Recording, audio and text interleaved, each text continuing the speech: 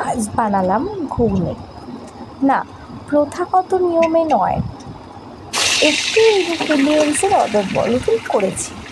যেমন ধরুন, সবাই যেমন ঘুগনি বানায়, আমি আজকে প্রথমে কড়াইতে দিয়েছি রসুন বাটা।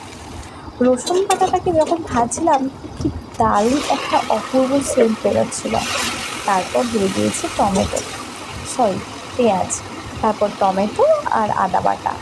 তার সাথে যে গুঁড়ো মশলাগুলো থাকে, জিরে গুঁড়ো, ধনে গুঁড়ো, লঙ্কা গুঁড়ো, হলুদ গুঁড়ো সব দিয়ে বেশ ভালো করে মশলাটাকে কষিয়ে নিয়েছি।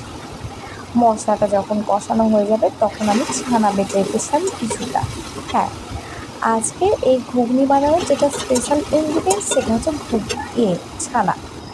বিশ্বাস করুন, ছানা দেওয়ার পর এত সুন্দর একটা সেন্ট হয়, আর পুরো ঘুগনিটার টেস্টটা যেন অদ্ভুতভাবে বদলে যায়, যেন মনে হয় পুরো একেবারে কেনা। আমি চটপট বানিয়ে ফেললাম।